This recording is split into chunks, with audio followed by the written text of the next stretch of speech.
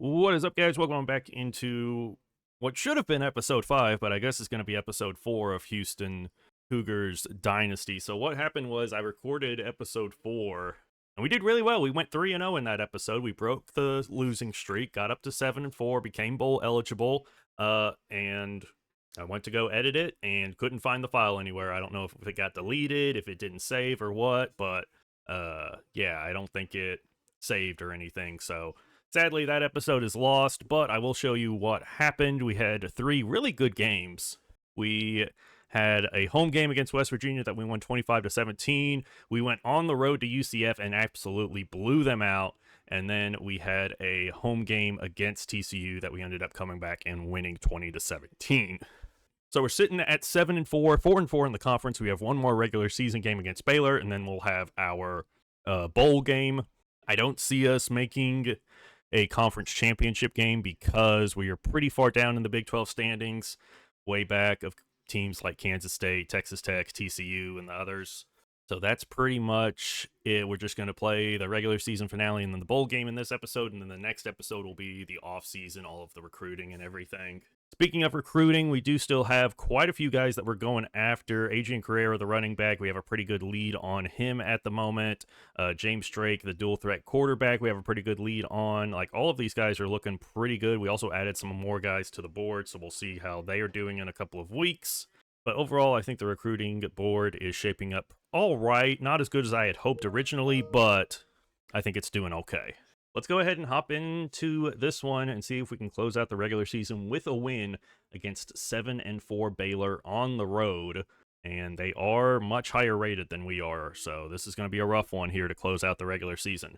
All right, so just like that, we are on defense in the red zone, so Baylor has moved the ball very well against us here to start this game. 1st and 10 from the 14, and they're going to run the ball, and we've got a hole right up the middle for them as they pick up 5 there. 2nd and 5 from the 9. And again, they're going to run it, and we're able to get around the block, but he's still able to pick up the first. They're just running all over us right now. All right, 1st and goal from the 4. Most likely going to be another run here for the Bears. And it will be, but this time he's got nowhere to go. He's swallowed up in the backfield for a loss of 3 on that one. So we finally are able to bring down the running back. I say it's time we turn up the pressure here. Go and cover 0, man-to-man. Just try and get to the quarterback here. And it's going to be a read option, and the quarterback nowhere to go, kind of running around like a chicken with its head cut off there for a second, and he loses a yard. Now we're going to go cover 3, sim pressure here, cover underneath, 3rd and goal. Just got to keep them from getting in the end zone, and we left them wide open in that zone, man. No one even close to them there, because we're down 7-0. Now we hop in on 3rd and 11 at the 38. Going to have to try to pick this up somehow. And we're throwing into coverage, and that's another interception for Weigman. There's just nowhere to go with it there on that play. Just kind of force something there. All right, back in on 3rd down. I'm going to try to hold them here. Hold them to just 3 points. That would be a big victory for us, I think, at this point. Offense just hasn't really done much. Going to be a swing pass here, and Machado sniffs it out perfectly and drops them in the backfield for a loss of 4. All right, 4th down. It's 4th and 2, and they want me to go for it here. I mean, with that front, they're begging us to run the ball here, and I think we're going to with Connors up the middle, pushing, and they say we didn't get it. And just like that, we're down 21-0 here in this one. 2-minute drill, going to try to get some points on the board here before half. Would like this to be the final drive of the first half. Just going to throw quickly here, get Broussard some yards and get out of bounds. Picks up 6 there, not a bad way to go. Yeah, Connor Weigman is struggled here today, only 60 yards passing, no touchdowns, 2 interceptions as he drops to throw here. Going to look over the middle. He finds Thomas, who turns upfield past the 40 and still going down to the 43. And with a minute left here, we still can run the ball if we want to, and I think we will here with them playing such soft defense as we're going to hand to Connors up the middle, and he'll pick up 7 there. And they're playing very soft coverage here. Weigman in the gun will drop to throw. Going to throw over the middle. We've got Broussard. They're just leaving him wide open there over the middle. They're just letting us take like these little 5-10 yard chunks, and I'm just going to keep getting them until they start taking it away. And Kazoil can't hang on to the comeback ball. Oh, that was a nicely placed back shoulder throw. All right, play action here for Weigman. Just going to get it out to Muse for a few yards as he goes out of bounds. Picks up 8 there. 3rd and 2. We still have all 3 timeouts, by the way. 24 seconds remaining here before the half. We're just going to do a little screen here to Connors, try to get some yards, and we'll get the first. We're going to call a timeout there with 18 seconds left. Gosh, 21-0. We're just getting killed out here. Now Weigman in the gun, dropping to throw. And no one to throw to. We're just going to dump it to Connors. He makes a man miss, scumbers upfield, and he'll get down to the 17. I don't think he got out of bounds, so we're actually going to call a timeout there with 11 seconds left. We got to go with this slot fade. We'll see if Broussard gets open on it. I don't know if he will. No, but we're going to dump it down to Johnson, let him get some yards, and we're going to sit here at 3 seconds, and we're going to settle for 3 points here, I guess. Kicks up, and it is good, so at least we got some points here in the first half. We're down 21-3 going into the second half. The defense has got to step up here if we want to get back into this one. We've got it 2nd and 7 at the 17, so a good opportunity here for points for us if we can do something here. Weigman going to hand to Connors, and he's going to find a nice hole, and there's a fumble, and they say Baylor has it. I'm going to challenge that. I don't think he was actually... I'm pretty sure he was down when that ball came out. Yeah, he's down. He's 100% down when that ball comes out. So we should be getting this ball back. And we do. Okay, nice. All right, 3rd and 2 here. Weigman, we're going to set up a little screen here for Connors. Try to find the blocks, and we're going to get the first down to the 8. 1st and goal coming up. See if we can get a playoff here before the end of the 3rd quarter. Weigman back to throw. Forced out of the pocket. He's going to take off one, and he's going to get in the end zone. Touchdown, Houston, as they find the end zone for the first time today on the final play of the 3rd quarter. Question is, will it be enough to spark any sort of comeback for us here going into the 4th? All right, we've got a 3rd down here. 3rd and 4 we need to pick up. We're going to try the screen here and see if this works. I've been running a lot of these screens. So far, they haven't gotten me many big yards, but this one's going to get good yardage, and we're going to pick up the first down and keep the chains moving. All right, another 3rd down here. 3rd and 2 at the 24. Thomas should be open on this little in slant here, and we're going to throw to him. He only gets a yard. He went down too quick. And we're going to have to go for it here on 4th and 1. Weigman in the gun here. We're just going to hand this off to Dean Connors. Let him lower the shoulder, and he got stood up. The big power back that's been our guy all year got stood up. Now we've got a 4th down alert. 4th and 28? Yeah, sure. Just throw me in on 4th and 28, why don't you? Yeah, I can pick that up. Yeah, no problem. No problem there, bud. Oh, we might actually do it. Oh, Broussard is a step, and he caught it! He caught it! Oh my goodness! I don't believe it! And we're down in the red zone, and we get control here. Oh my gosh, what a throw and what a catch. Oh, that was awful coverage. Awful. Fire your DC awful as we get in the end zone with Avery Thomas there. Touchdown, Houston, and we're right back in this. Question is, do they throw it to get this first? Because if they get a first down, now it's basically over. Game's over if they get a first. And there it is. Yeah, none of my guys stood up there and covered at all. Like, I don't know why my guys, like, they just let them. I did play the sticks, and, like, we just left guys wide open. Awful coverage, and that's basically game right there. And that'll do it. We lose the regular season finale 21-18. To Baylor. We just got off to a slow start, fell behind 21-0, and then just didn't have enough time to come back really in this one. I do think I'm going to up the quarter length to 12 minutes just because the scoring in Super Sim seems to be very low this year. And so I think that might give us some more realistic high-scoring games. But we do get a commit after that loss from the 3-star right tackle Jamison Avils. And then 3-star corner Shaquem Riggs out of Harvest, Alabama also commits. So some good commitments there from guys that we were wanting to get down our board. Corey Platt Jr., the Will linebacker, gets Defensive Player of the Week for the Big 12. Take a look at recruiting here. We fall into 2nd on the running back Adrian Carrera. We're still out in front on Drake. Still out in front on Flowers. We've got locked out by this guy. Other than that, everything's looking pretty good. Let's see. The class is currently 25th in the country and 2nd in the Big 12. So, I mean, not a bad class. We've brought in some good guys this year.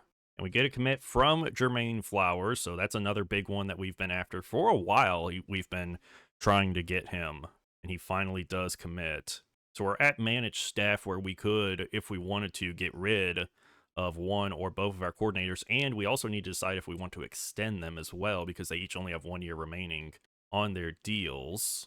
Team stat-wise this year, we had the 4th lowest scoring offense in the Big 12 at only 27.2 points per game. We had the 2nd fewest total offensive yards. We had only 5.9 yards per play, which is in the bottom half of the league. 3rd fewest passing yards on the year.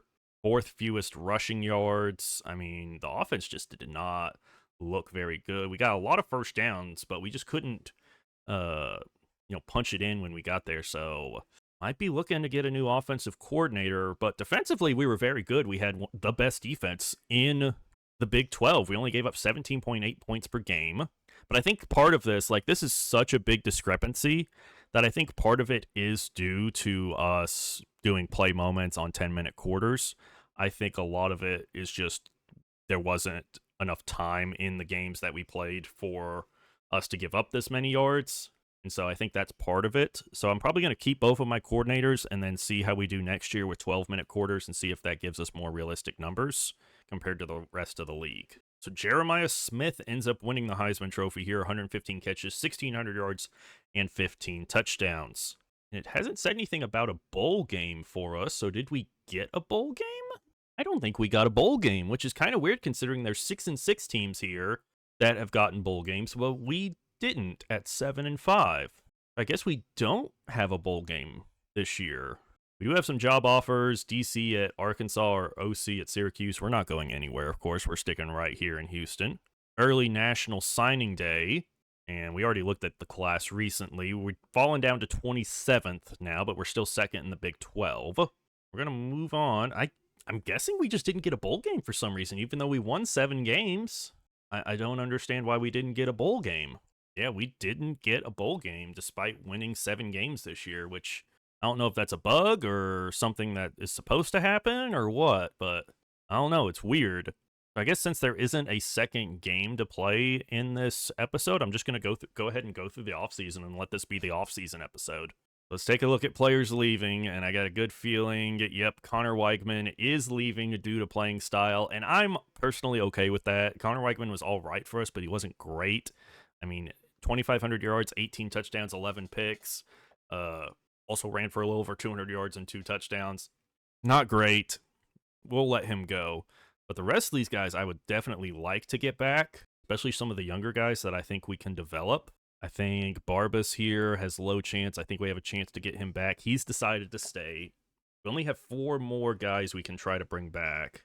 Let's bring this sophomore back, hopefully. No, he's not been persuaded. Will this offensive lineman come back? No.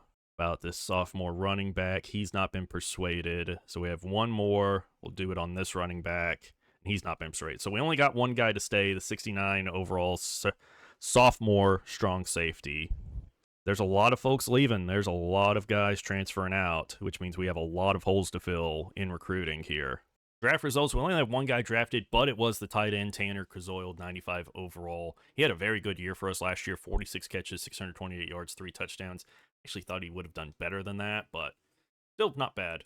Here's the class so far. It's looking good, and we still have quite a few guys that we're going to go after. Adrian Carrera did decide to go to Louisville, so we're going to take him off the board, but James Drake is still here. He's someone we definitely want as competition for Austin Carlisle. Ooh, and our pitch summary to him is not good, so I may actually try a sway.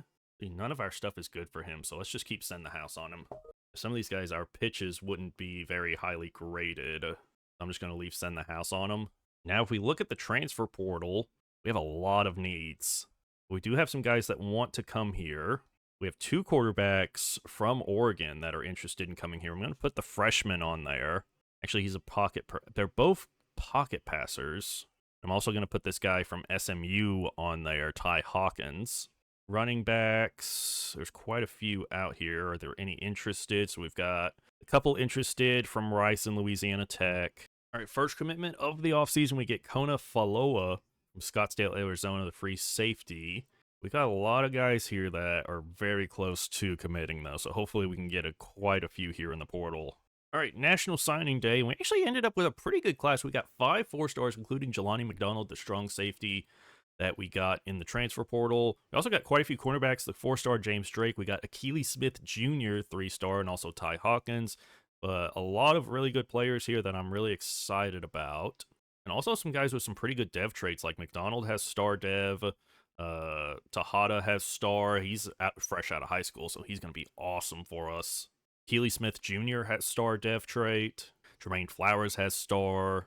We ended up with the 37th best recruiting class in the country and the 6th best in the Big 12 with 5 4-stars and 25 3-stars.